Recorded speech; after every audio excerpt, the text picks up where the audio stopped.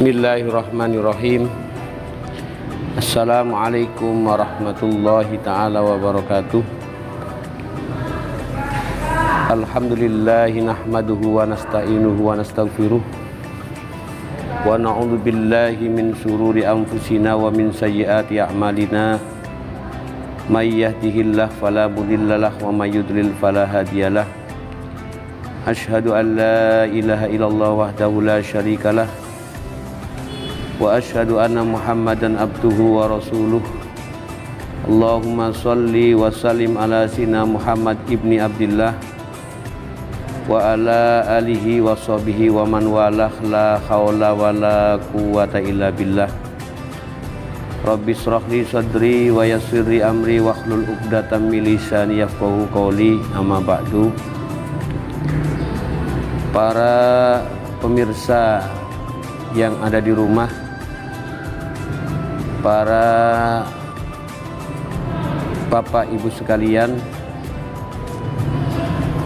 pada kesempatan yang baik ini marilah kita awali dengan ucapan tahmid dan tasyakur kehadirat Allah Subhanahu wa ta'ala, karena hidayah, inayah serta taufiknya kita dapat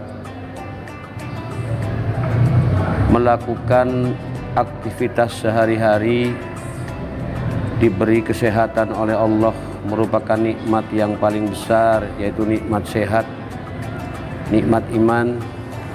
Mudah-mudahan di masa yang seperti ini, wabah COVID Corona sampai sekarang belum sirna, mudah-mudahan tetap kita diberi kesehatan oleh Allah Subhanahu wa ta'ala. Salawatullah wassalamuhu, mudah-mudahan selalu semerbak di pangkuan junjungan Nabi besar Muhammad sallallahu alaihi wasallam. Para pemirsa yang ada di rumah yang dimuliakan Allah, hari ini kita masih berada di bulan Shafar dan sebentar lagi kita akan memasuki bulan Maulid. Tepat pada tanggal 30 Shafar, Rasulullah sallallahu alaihi wasallam hijrah ke Yasrib yang kelak dinamakan Madinah, meninggalkan tanah air beliau yaitu tanah Mekah, berangkat tanggal 30 Shafar dan sampai ke Madinah tanggal 12 Rabiul Awal. Rasulullah SAW setiba di Madinah,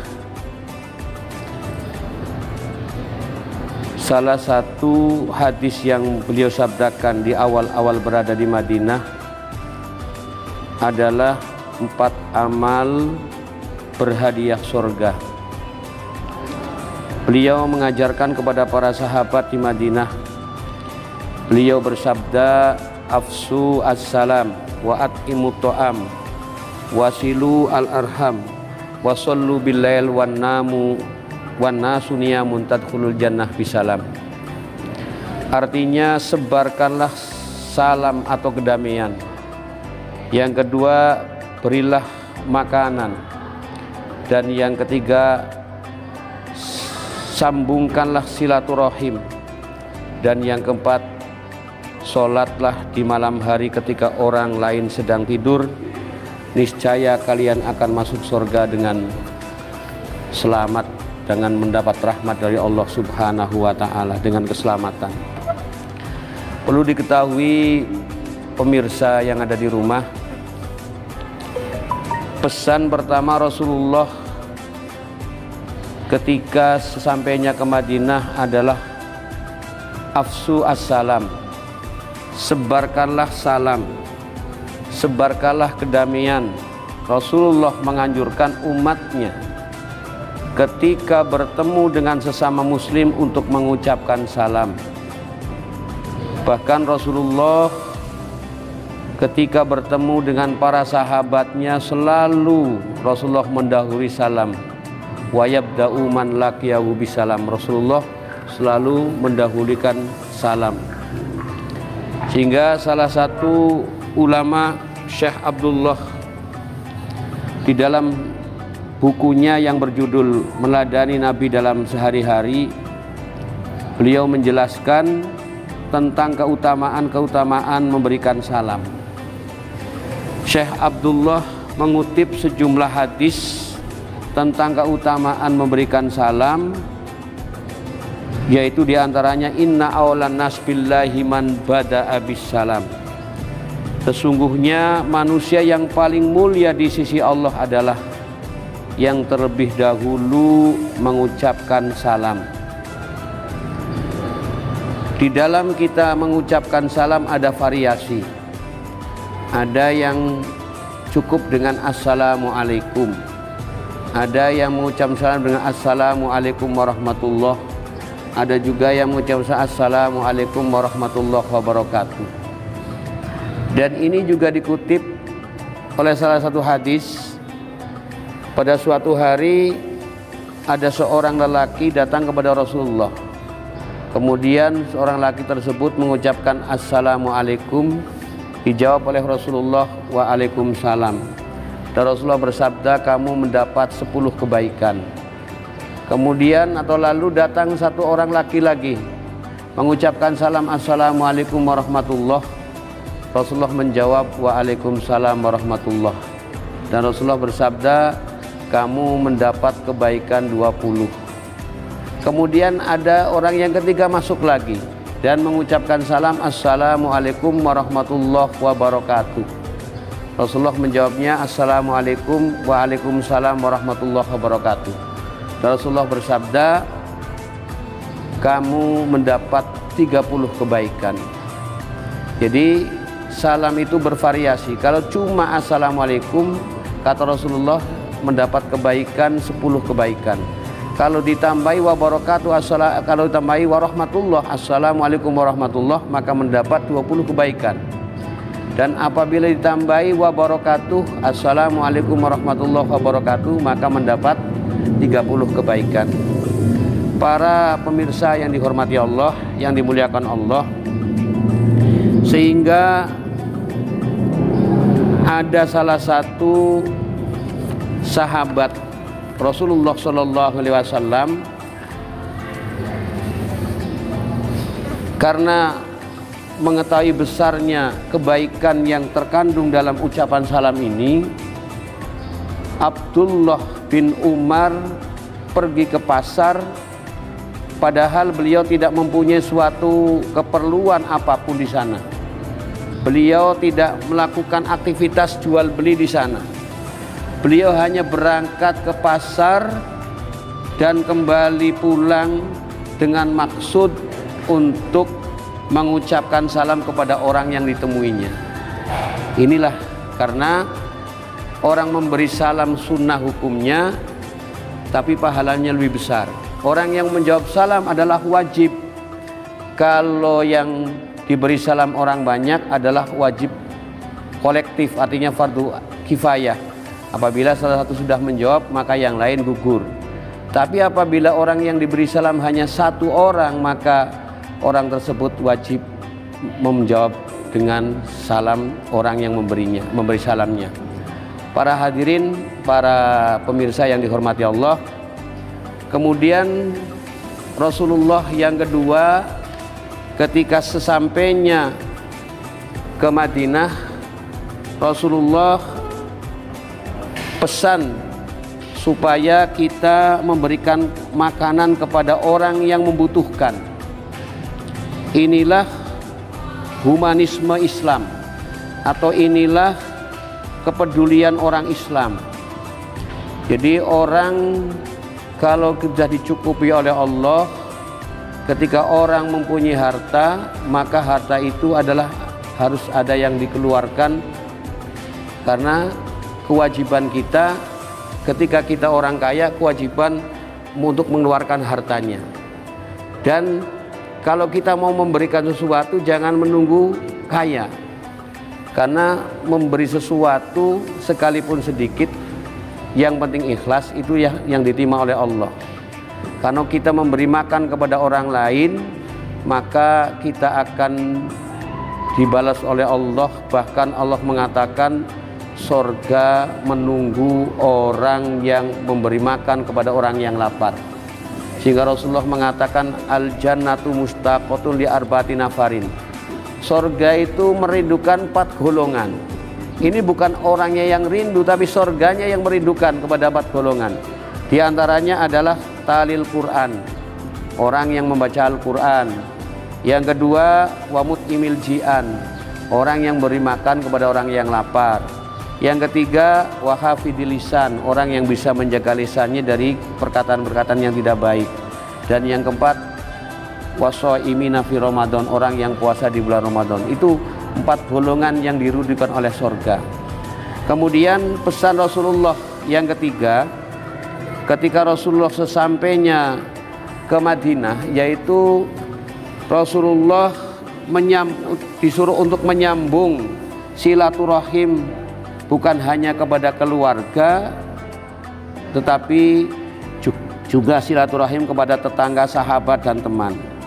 Karena Rasulullah dalam satu hadisnya mengatakan, man ahabba ayub satalahu fi rizkihi wa ayun salahu fi asarihi falyasir rahimah.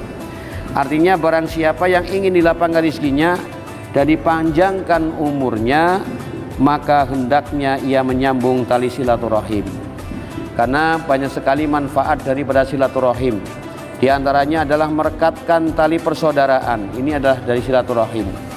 Yang kedua adalah mendekatkan diri kepada Allah Subhanahu wa taala. Yang ketiga, memperluas rezeki. Jadi orang yang silaturahim dalam hadisnya memperluas rezeki, melapangkan rezeki. Dan yang keempat, memperpanjang umur. Insya Allah kalau kita sering silaturahim, maka akan dipanjangkan umurnya. Dan juga kunci masuk surga, ini silaturahim. Sampai Rasulullah mengatakan kalau orang yang sudah punya keluarga, punya saudara, punya teman, kemudian diputus dari silaturahim, maka tidak akan masuk surga. La yadkhulul jannah qati'un, tidak akan masuk surga orang yang memutus silaturahim. Juga diantaranya bahwa silaturahim juga bisa menggugurkan dosa. Kemudian silaturahim juga untuk memperluas ilmu dan hikmah. Dan silaturahim juga hikmahnya adalah untuk mengenal orang dan anggota keluarga baru.